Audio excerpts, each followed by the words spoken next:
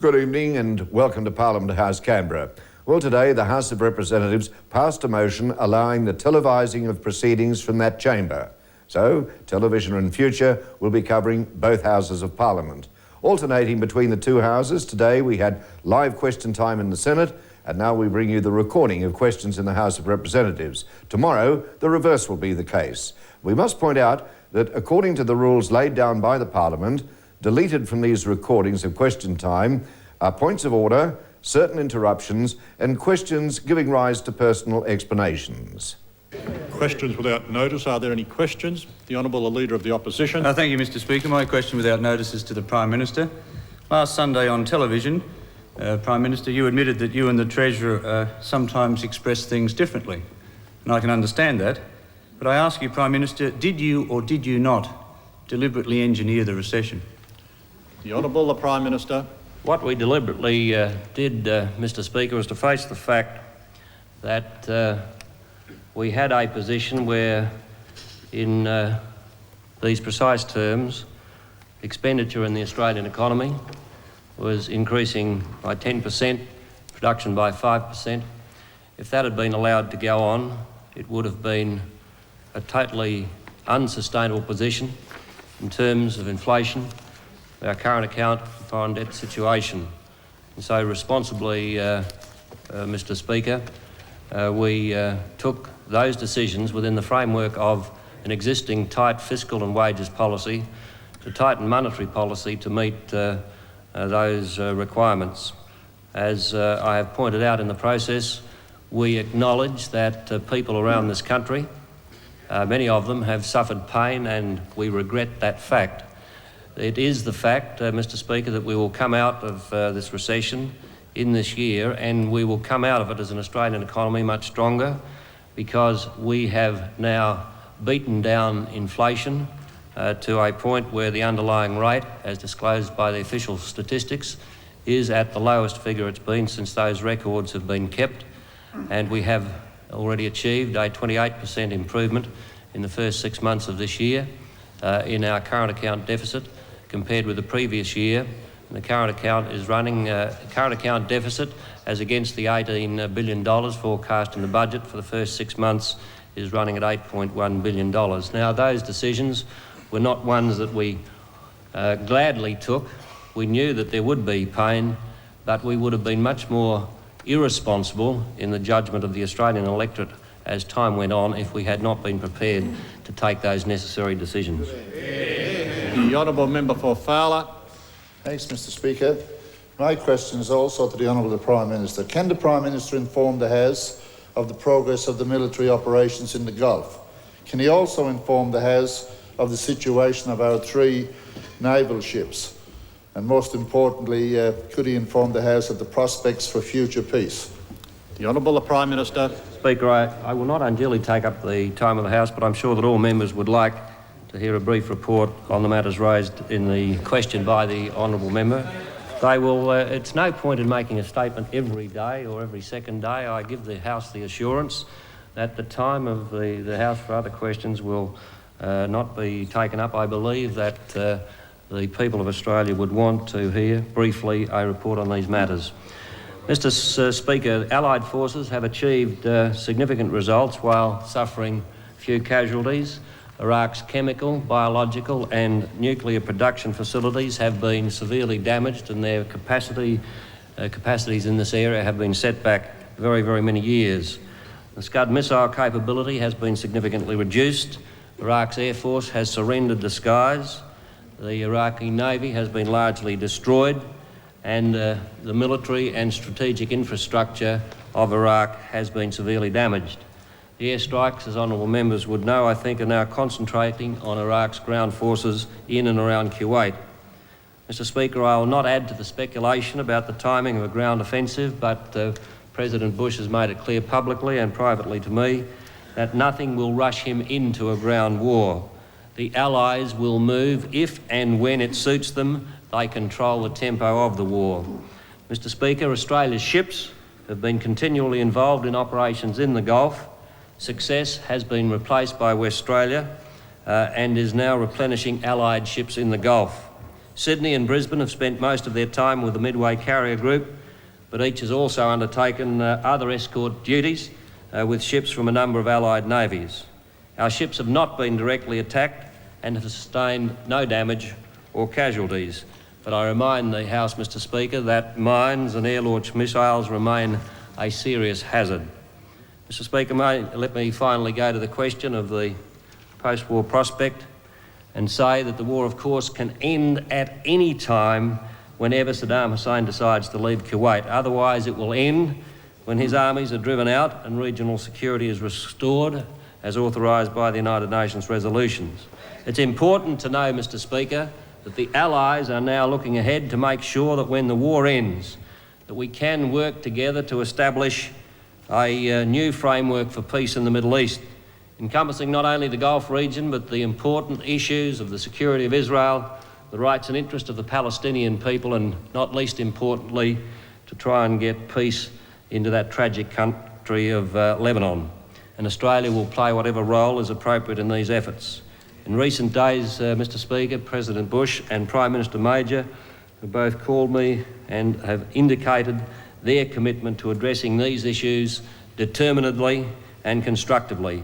Mr Speaker, I would close by saying that I'm sure all honourable members will join me in wishing our sailors in the Gulf well and in hoping that when their work is finished, that we can all together help to make the total Middle East region a better and safer place in which to live.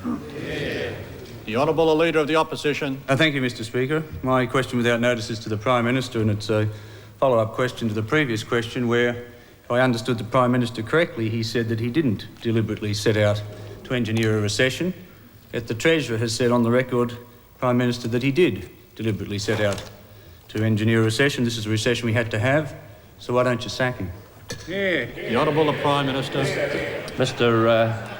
Mr Speaker, I suggest that the Leader of the Opposition should take the trouble to, if he can't hear, to read what I had to say. He'll see there that what I've had to say in answer to his first question is totally consistent with the things that I and the Treasurer have said in terms of the responsibility that this government had to undertake to meet the challenges confronting us. And I would suggest that when he does his reading, Mr Speaker, he might also wonder whether he still adheres to what he had to say about the timing of decision-making when he criticised the Treasurer and myself and the Reserve Bank in January of last year when we began the process of easing monetary policy. It was the beginning of 6 successive reductions which have brought down interest rates.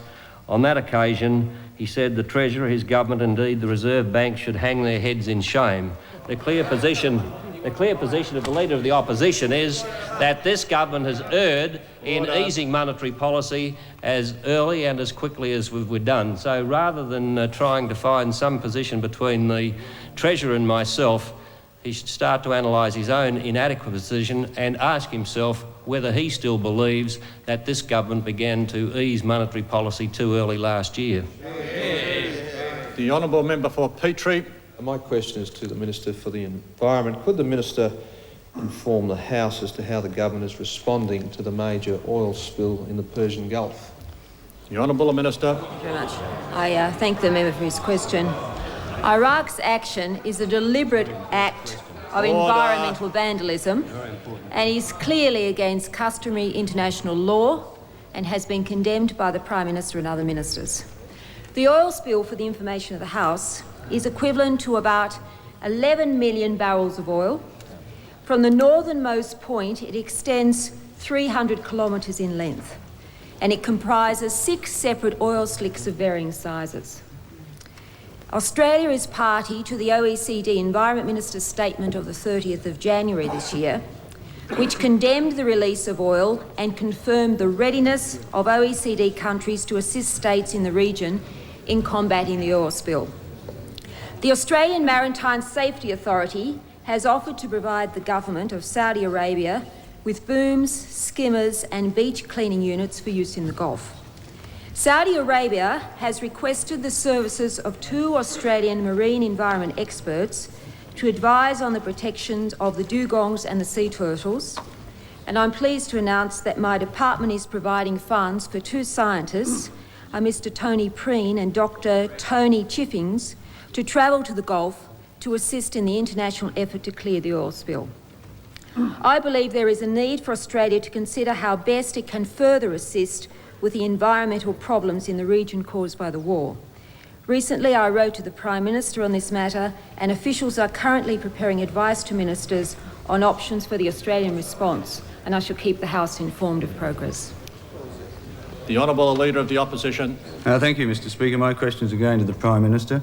I refer the Prime Minister to a question asked in the other place this afternoon by my colleague, the Shadow Minister for Defence, Senator Durack, of the Defence Minister, Senator Ray, about the report in the Sydney Morning Herald this morning by Greg Austin, which alleged that Australia had increased its commitment in the Gulf by sending up to 10 military intelligence specialists to Saudi Arabia. I refer the Prime Minister specifically to Senator Ray's answer when he said, and I quote, "I'm not going to make an announcement every time there's a minor change to the numbers in the Gulf." I ask the Prime Minister whether he stands by the statement of Senator Ray, whether this is consistent with his undertaking to consult and his undertaking to keep the people of Australia informed. The Honourable Prime Minister. Mr Speaker, I thank the honourable gentleman for his question, and let me cover this matter in its entirety. We have referred frequently, Mr Speaker, to the presence in the Gulf of ADF personnel serving on exchange with forces of the United States and the United Kingdom, and I will go to those references. For example, I referred to them specifically on my statement on the 17th of January, Mr Speaker. I quote what I had then to say. Our thoughts go to these ships' crews, to the medical teams serving on the hospital ships, to the logistics support team in the region, and to the Australians serving on exchange with other allied forces in the Gulf. Now, Mr Speaker, the number of such people fluctuates. Today the figure is 28. Some of these people are involved in the planning function, which includes intelligence. I announced, Mr Speaker, that the ADF would become involved in such activities in my statement to the Parliament on the 4th of December. Let me remind honourable members of what I had to say on that occasion. The Government will now authorise the ADF to deploy ships of our task force from the Gulf of Oman into the Persian Gulf to exercise and operate with allied naval forces in preparation for that role. I then said, the ADF will also now participate in allied military planning. Senator Ray has also discussed this publicly as well. I refer to what he had to say, Mr Speaker, at one of his press conferences. We have people involved in the planning process, both in Riyadh and in the Naval Command. Now, I'm not going to go into any more detail on that, but they do get across to all information, are actively involved, and they will bring back some very valuable lessons. So there you have those three statements, two by myself and one by the Minister. Now, Mr Speaker, the deployment of exchange personnel, as I think you appreciate, is a long-established element of our Gulf commitment. It's not an escalation of any sort. May I say in conclusion, Mr Speaker, that I have from the beginning valued the support of the opposition generally and of the Leader of the Opposition in particular for the Government's position in this matter. I would say in conclusion, however, if you're going to get to the point of wanting to criticise or begin to criticise the Government in any respect, you ought to get a more substantial basis for your criticism than anything that's reported in the Sydney Morning Herald, because that's a very unworthy and unsound basis of support. The Honourable Member for Hinkler. Mr Speaker, my question is directed to the Minister for Employment, Education and Training. Would the Minister advise the House what action is being taken on the Citizenship Visits program? The Honourable Minister. Order. Mr Speaker, I thank the Honourable Member for his question. The Citizenship Visits program, of course, is something I've referred to in the House on earlier occasions, and it's the program which was designed to encourage school children to visit the National Parliament and other national institutions.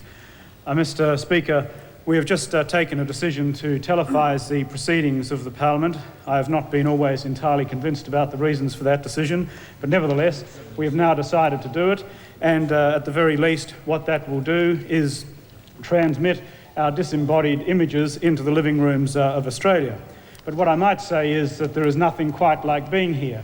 And the reason for this program is to ensure that young Australians at school can have the opportunity of visiting the National Parliament, not just to see the proceedings within the chamber, but also to learn more about the operations of the Parliament. Mr. Speaker, it was started, as you know, as a pilot program funded under the Program of National Significance, and as a result of that pilot program, it was reviewed, and then a decision was taken to make the program permanent. The decision to make the program permanent was based on, I think, the very great success of the program. Within the brief life of that pilot, more than 6,500 school children visited the Parliament. Probably almost all of those would not have visited had this program not been in existence. They visited here at an average cost of just under $100 each. The program, whilst being funded by my department and being administered by the Sergeant-at-Arms, will, as from the beginning of next year, be funded entirely from within the appropriations to the Parliament, but until the end of this financial year will be continued to be funded through my portfolio.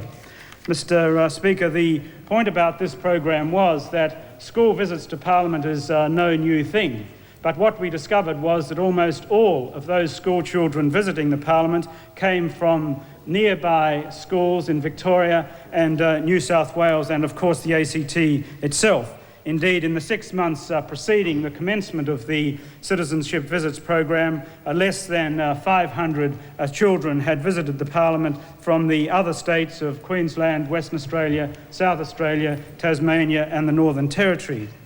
As I say, in the little over a year that the program was operating, that figure increased to something like 6,500. What the program provides for is a subsidy of $50 for each student travelling between 1,000 and 2,000 kilometres, $100 for those travelling between 2,000 and 3,000 kilometres, and $200 for those travelling beyond 3,000 kilometres, with a special provision of those from Tasmania receiving a subsidy of $100. I think, Mr. Speaker, it's important to realise that not only will this provide these school children from other states to visit the National Parliament and to see its proceedings, it will also provide them with an opportunity to learn more about the workings of democracy itself, because through the education unit of the Parliament, they will be introduced to the way in which the electoral system works and a number of the other provisions of our democratic process. And I think if we're going to maintain the kind of enthusiasm that exists in this country for parliamentary democracy, and if we're at a time when we see representative parliaments, representative democracy becoming more and more fashionable around the world, it's important for us to encourage an adherence to those views by young people within our own community. There is no substitute, I think, for encouraging young people to come to Parliament, to see how it works, and therefore to, I think, develop a respect not only for this institution, but also for the democratic process which this institution serves. I might call the Honourable Member for North Sydney. Thank you, Mr. Speaker. I direct a question to the Minister for Arts, Sport, the Environment, Tourism and Territories. Is the Minister aware of promises made by spokesmen for the ALP government in both houses when introducing the Environment Protection Impact of Proposals Act that controversial developments with significant environmental effects would be examined in a public inquiry before any decision was made? Does the Minister agree that the proposed third runway at Sydney Airport is controversial and has significant environmental effects? Will the Minister direct that a full public inquiry be held, and if not, why not? The Honourable Minister. Yes, was there any bias in the calling of that member? The draft EIS was released for public. Very good question. The draft EIS was released for public review on the 20th September 1990, and written submissions on the draft EIS were accepted until the 3rd of January 1991. The EIS and supporting documents are now widely available in Sydney and in country areas of New South Wales and in each state and territory. There have been almost 1,900 individual submissions, some of which are very substantial, and these have been received and are now being examined by my department. Copies of all the submissions have been passed on to the Federal Airports Corporation, which will prepare and submit to my department a final EIS which takes into account all the submissions that have been received. My department will then prepare an independent assessment report on the final EIS to assist me in providing my advice to the government before final decisions are made. So the third runway proposal, as you can see from that process, has been subject to intensive examination, and the public has had ample opportunity to consider the proposal and to make its views known. A public inquiry would be very expensive and time-consuming, and I'm therefore not persuaded that an inquiry would add materially to our understanding of the issue. The honourable member for Phillip. Thanks, Mr Speaker. My question is directed to the Minister for Community Services and Health and the Minister representing the Minister for Social Security in this House. And I ask, can he explain to the House what safety nets the government has put in place to protect families on low income and families affected by unemployment? The Honourable Minister.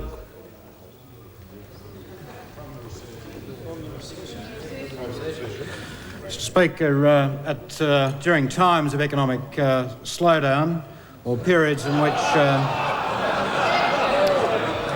there is increasing order.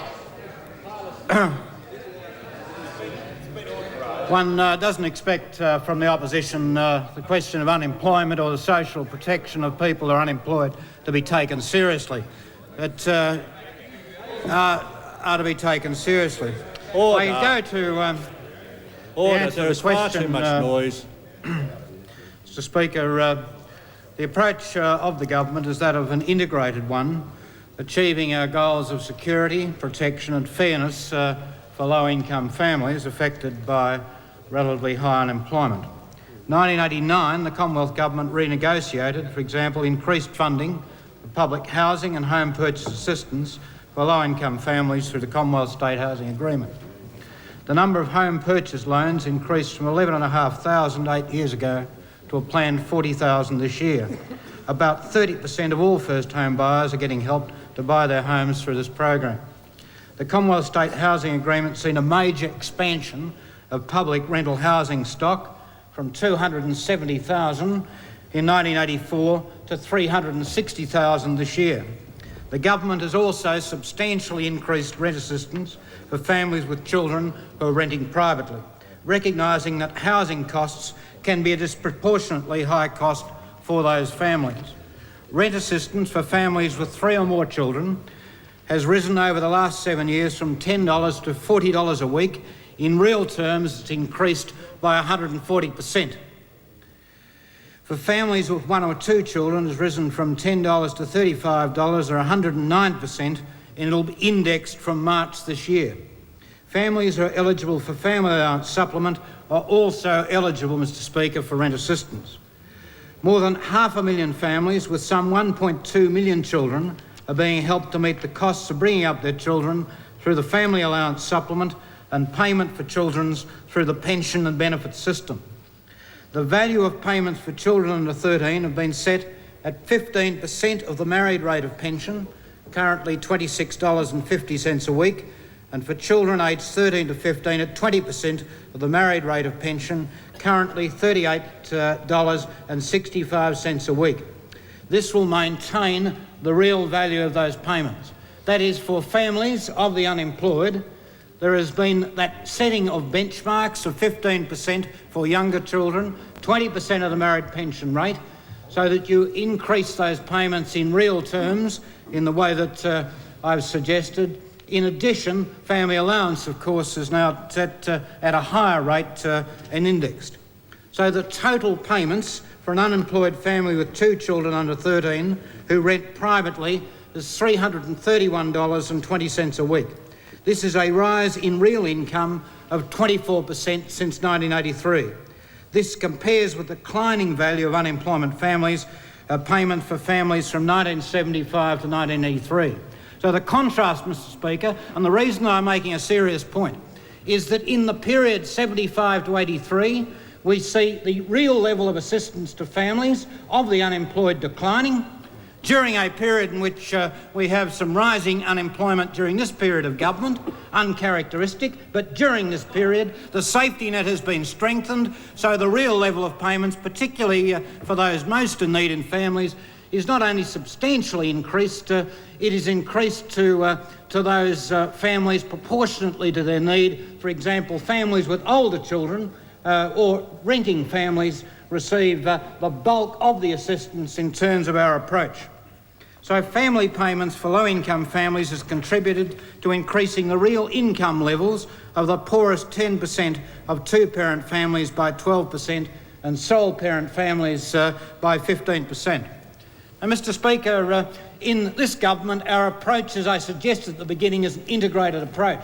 So it's not simply a question of housing, it's not simply a question of income support for families.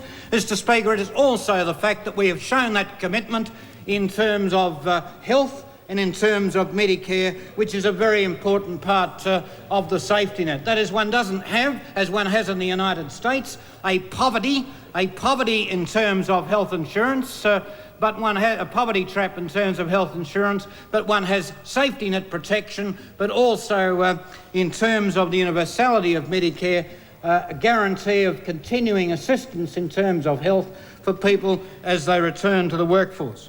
So it's not simply one element, but the overall approach, the integrated approach, that means at a time in which many Australian families are suffering from unemployment, the government is providing an approach which is comprehensive, an approach which is fair, which provides an effective safety net, and an approach which guarantees at the first opportunity there is maximum incentive for those disadvantaged families to return to the workforce when jobs become available. The Honourable Deputy Leader of the Opposition. Thank you, Mr Speaker. My question without notice is to the Treasurer. Treasurer, you told John Laws yesterday that the South Australian and other state banks are not federally supervised. Yet the Premier of South Australia says his state bank is subject to prudential supervision by the Reserve Bank, and the Managing Director of the state bank says reports are provided to the Reserve Bank monthly, quarterly and annually. And moreover, the Reserve Bank says it supervises all state banks. Would the Treasurer tell us who is correct? The Honourable Treasurer. Mr Speaker, I've said in the House on a number of occasions that the Reserve Bank informally supervises state banks. It has for as long as I've been aware of that practice. And but the fact of the matter is, it has no power to. It has limited powers because the powers which it enjoys now arise from its power under the Reserve Bank Act, under the Constitution, and it has no power to put in auditors or do other things which it could do with a bank which is registered under the Reserve Bank Act. Now, that's the position, but the most important point in all of this is that a bank is only as good as the business it takes on, and no Reserve Bank supervision can change the fact that if a bank embarks upon commercial lending which is either unwise or unsound or untimely, as the case may be, then regardless of the liquidity ratios being observed, and that's what the Reserve Bank would be interested in, there can be, of course, in the end, loans impacting upon, losses impacting upon bank loans. And that's what we're seeing, I think, with the State Bank of South Australia. We've certainly seen that with the State Bank of Victoria and its subsidiary Tricontinental. And so the owner, the shareholder, must keep some supervision over those banks. Now, the State Premier of South Australia, Mr Bannon, made it clear that the State Premier and Treasurer there has no power under the State Bank Act of South Australia to, no power under the Act. He can consult and the board can consult with him, but he has no power of direction. And the point of that was an agreed position between the government and the opposition in South Australia that it was desirable to remove from the political process the management of the bank, given the fact there had been adverse publicity in some other states about political management of financial assets. But I think the truth of the position is that there always has to be, in the end, ownership, responsibilities in ownership and supervision by owners. Now, in the case of the Commonwealth Bank of Australia, the Commonwealth Bank of Australia is obliged to keep me informed of banking policies. And as well as that, the managing director of the bank is obliged to keep the Secretary of the Treasury informed of day-to-day occurrences or changes in what might otherwise be day-to-day occurrences in the bank's lending or management policies. Not on a daily basis, obviously, but something which is unusual. And of course, the Secretary of the Treasury sits on the board, and may I say, the board of the Commonwealth Bank is one of the strongest in the country in terms of its representation, the people represented on the board.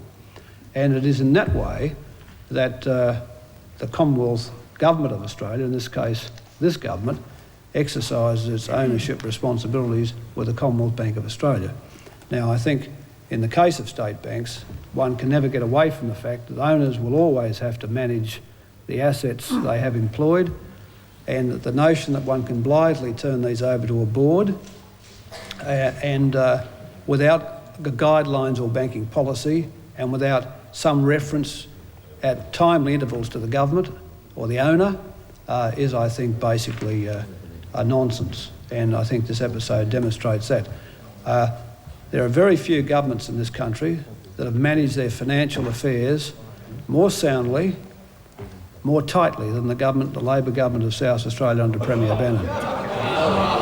Well, they have, well, you may laugh, you may jeer, they have very low debt to state gross product, I think the lowest of the Australian states. They've been running their recurrent budgets. The outlays have been in real terms in the negative now for a number of years. The South Australian state finances are better than most Australian states, as good as the best or better. And the fact that a virtually an independent board has inadequately supervised the assets of the state bank and produced these losses is something which Premier Bannon has taken responsibility for, but which we all know he could not have known about given the arrangements which obtained. The honourable member for Fraser. Thank you, Mr. Speaker. My question is to the Minister for Trade and Overseas Development, and can I, with your indulgence, begin by congratulating the Prime Minister on this very appropriate ministerial rearrangement, the Minister on his appointment, and on behalf of the millions of people who contribute to overseas aid organisations, best wishes. Well, Duffy was good. Is the Minister aware of criticisms by the Australian Council for Overseas Aid that the government's response to the needs of the victims of the Gulf crisis has been inadequate, and that the funds provided have been at the expense of other impoverished people, especially victims of famine and war in Africa? What steps, I ask the Minister, has the government taken to ensure adequate emergency assistance? The Honourable Minister. Mr. Speaker, I thank the honourable member for his question, and I am aware of claims that the government has been slow to respond to victims of the Gulf crisis, and that the assistance that has been provided by diverting aid from emergency programs elsewhere. I would want to say to start with that both those claims are incorrect. The government has responded positively to the humanitarian emergency needs in the Gulf crisis, and our contributions to date to emergency programs now total $5 million. That includes the $500,000 that I announced this weekend in relation to an increased grant to the United Nations Relief and Works Agency for Palestinian refugees. And if you look at the Australian effort, it is appropriate relative to that of other donors and in light of the current needs of both the United Nations, the Red Cross and other relief agencies.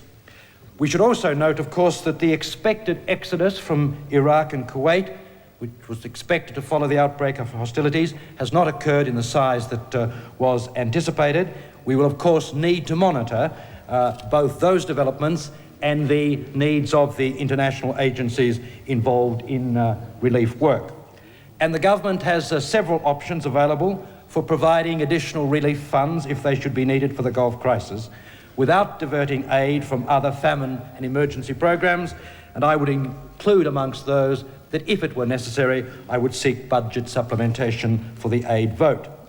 But it's important to recognise that the very unpredictable nature of international emergencies and that the level of need of different areas in the world changes constantly, so that we have to keep a very flexible approach in relation to our emergency funds. In relation to the last point made by the questioner, I'd point out that so far this financial year, Australia has contributed $9 million in assistance to Ethiopia, which is facing severe... It's a very interesting comment coming from an opposition leader who, at the last election, suggested the budget should be cut by a further $100 million.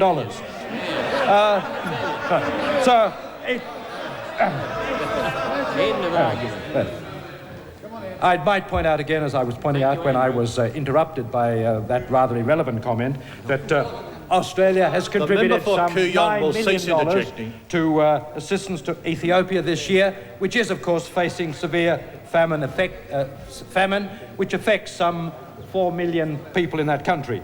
That situation will also be kept under review so that emergency assistance funds can be used as effectively and efficiently as possible according to the current needs. The Honourable Deputy Leader of the Opposition. Thank you, Mr Speaker. My question without notice is to the Treasurer. I asked the Treasurer what knowledge of the financial circumstances of the State Bank of South Australia did he have through either the Reserve Bank or any other source prior to the statement made by Mr Bannon last weekend. The Honourable the Treasurer. Mr Speaker, he informed me a couple of days earlier, and that was the first I knew of the issue at all. The Honourable Member for the Northern Territory. Mr Speaker, my question is addressed to the Minister for Resources. Order. The Honourable Member. And I asked the Minister if he could inform the House about, in relation to the Timor Gap Zone of Cooperation Treaty, I asked the Minister what are the implications to Australia of the treaty which came into force last Saturday, the 9th of February. The Honourable Minister for Resources. Thanks, Mr Speaker, and I thank the member for Northern Territory who's shown a considerable interest in this important issue. Last Saturday, the Foreign Minister, Senator Evans, and I met with our respective Indonesian counterparts, their Excellencies Mr Ali Alatas and Mr Ginanja Kartasamita, to attend the landmark meeting of the Timor Gap Zone of Cooperation Treaty Ministerial Council. By any assessment, Mr Speaker, the treaty is a major development in relations between Australia and Indonesia.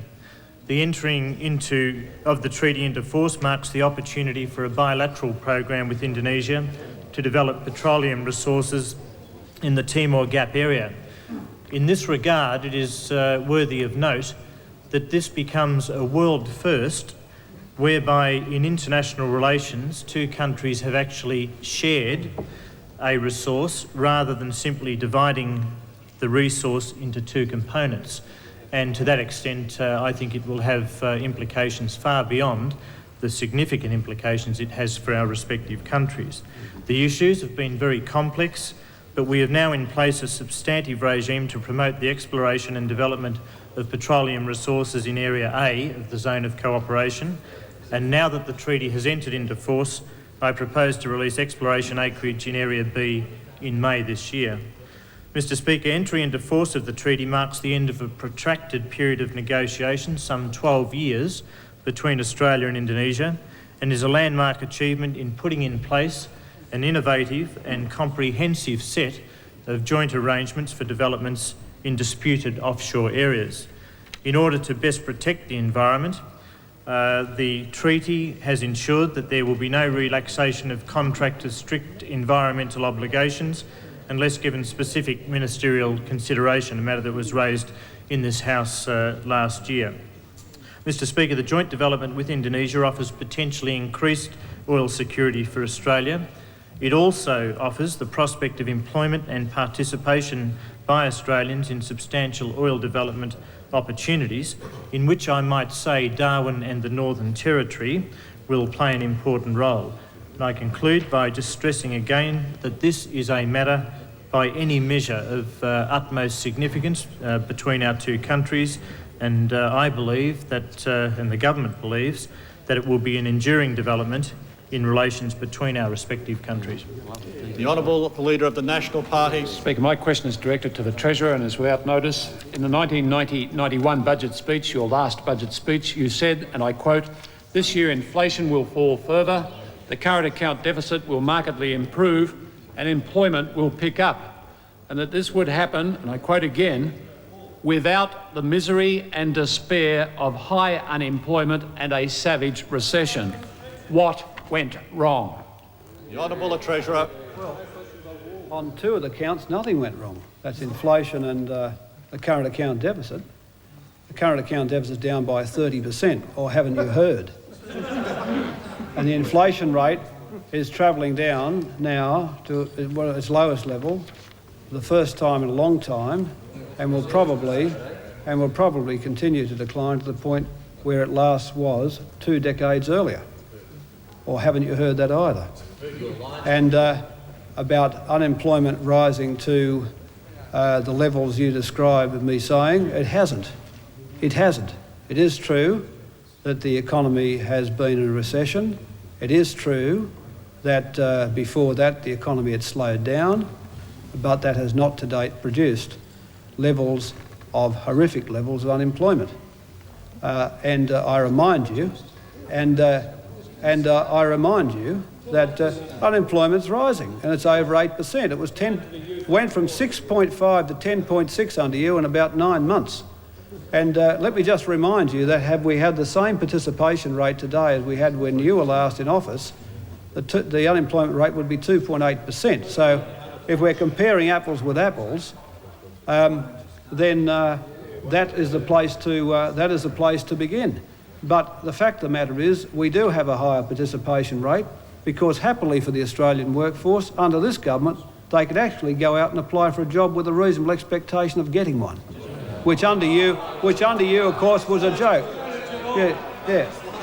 Well, with 1.25 million jobs, 3 times the OECD average, and I think in your whole 7-year period, the best you could clock up was about 250,000. We only sort of outpaced you by a factor of 4 or 5 to 1. And that's why the participation rate's high, particularly amongst women. The participation rate amongst Australian women is now the highest ever, and it's also been true of the workforce in general. And so if you wish to compare unemployment, compare it certainly by the published rate, which is 8.1%, but by also just have some regard for the fact that on the participation rates which obtain now, as distinct from those which have obtained in 1982 and 83, unemployment would be 2.8% for the number of people currently out of work. And in some states we had virtually over full employment, which was the case in Victoria during 1988 into 1989, and hence the shakeout has been more solid. So if you're asking us what went wrong with the strategy of reducing the current account deficit, the answer is nothing went wrong. With reducing inflation, it is on course for what we said, 6% by year's end in June, as we forecast in the budget in August. And next time you ask that question, you should at least think about some of the elements of it before you get up and put it. The Honourable Member for Kalgoorlie. Thank you, Mr Deputy Speaker. Mr Speaker. My question is addressed to the Minister for Land Transport, who may recall that last December I asked him a question about the peculiar stamp issuing habits of Australia Post. On that occasion he assured me that Australia Post were going to review their policy and update it and comply with the request that I'd made. Could he tell me if there's been any further developments in regard to that? The Honourable Minister. Mr Speaker, I appreciate the question because I was going to seek an opportunity to bring the House up to date with the developments that have taken place in connection with it. You'll recall that question to which the Honourable Member for Kalgoorlie referred was asked on the 20th of December last year, and the question concerned the policy of Australia Post on the issue of commemorative stamps. The essence of my reply on that occasion, the Honourable Member, was that Australia Post had reconsidered its policy not to issue commemorative stamps recognising the anniversaries of political parties in Australia. Following some informal discussion between myself and Australia Post, I was advised of its decision of the 18th of December 1990 when it agreed that, and I quote, the current stamp and stationery issue policy be amended by removing from the subject specifically excluded anniversaries of major political parties, unquote. I was aware that that decision paved the way for Australia Post to issue a commemorative stamp this year in recognition of the centenary of the founding of the Australian Labor Party and the issue of a commemorative stamp in 1996 to commemorate the 50th anniversary of the Liberal Party. I was not advised that the meeting also noted that if the reaction of the opposition was unfavourable, the matter would be taken back to the board. On the 8th of January this year, I returned a call to Mr Maurice Williams, the chairman of the board of Australia Post, who asked that I seek an indication of the attitude of the opposition to Australia Post's proposal that these significant anniversaries of the Australian Labor Party and the Liberal Party of Australia be recognised by the issue of a commemorative stamp. In the absence of the Shadow Minister responsible for Australia Post, the Honourable Neil Brown, member for Menzies, I contacted the Leader of the Opposition, Dr Hewson. I spoke to him direct and followed up with a letter explaining the position and indicating that the Board of Australia Post would like to be able to issue stamps to commemorate the founding of the Australian Labor Party and the Liberal Party of Australia, which I also described as major events in the history of Australian democracy. I added, however, in order to avoid undesirable political controversy, they, that is the board, would appreciate an indication of our bipartisan acceptance of such recognition. Unfortunately, Mr Speaker, that bipartisan acceptance has not been provided. I received a letter on the 22nd of January 1991 from the Leader of the Opposition, Dr Hewson, which said, "Thank you for your letter of the 15th of January 1991 about the issue of Australian Post of stamps commemorating significant events in the history of political parties. I cannot offer my support for your proposal. I do not believe that it's appropriate that commemorative stamps be issued to publicise political parties," unquote. Quite frankly, Mr Speaker, I was stunned by that response, and I'm sure that the vast majority of members on both sides of the Parliament will be. The policy of Australia Post has quite clearly been to commemorate major developments in and achievements of Australia's rich and diverse social, cultural and political background, to preclude the two major political parties in Australia with the outstanding contribution they both have made to the development of Australian democracy is absurd in the extreme. However, Mr Speaker, in the light of this quite foolish response from the opposition, Australia Post has now reversed its earlier decision in order to ensure that its commendable policy for commemorating major events would not become the subject of partisan political controversy. I'm disappointed with that decision by Australia Post, but I accept absolutely its right to make the decision. I believe that the Board of Australia Post would have been more than justified, while acknowledging the attitude adopted by the opposition, in repudiating that attitude and persisting with its earlier decision to commemorate the founding of both the Labor Party and the Liberal Party. When, Mr Speaker, one examines the types of organisations and events, all of them worthy, which have been recognised by the issue of commemorative stamps, this decision by the Board of Australia Post, which it must feel was forced on it by this absurd response from the opposition, is made to look even more ridiculous. Both the Labor Party and the Liberal Party are major institutional elements of the great fabric of democratic structures and arrangements which exist within Australia. To have endorsed the bipartisan recognition of both those parties would have been an expression of our political and social maturity. The position adopted by the Liberal Party, which has denied that recognition, is petulant, foolish and ridiculous. It gives you no credit. Well, that was a recording of question time in the House of Representatives today. According to the rules laid down by the Parliament for televising proceedings, points of order, certain interruptions and questions giving rise to personal explanation are deleted. Tomorrow, question time will be live from the House of Representatives at 2 o'clock Eastern Time. Senate questions, you'll be able to watch a recording of them late in the evening. For the time being, that's all from Parliament House, Canberra.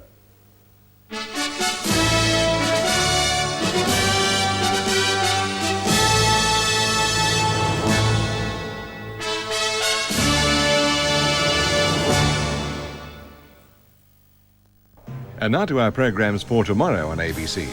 Following the 7:30 report, we begin a new series of A Question of Survival that emphasises the 90s must be a time for action in caring for our environment. 8:30 sees our ABC special, a dramatised reconstruction of events leading to the bombing of Flight 103 over Lockerbie in Scotland in 1988, with the loss of 270 lives. Then Rowan Atkinson is hilarious in The Return of Mr. Bean, until Late Line with Kerry O'Brien, played in Australia, Tales from the Dark Side, and at 12:25 we'll have a replay of Question Time from Parliament House. And now, from all of us here at ABC Television, this is Graham Linden saying good night, and have a happy day tomorrow.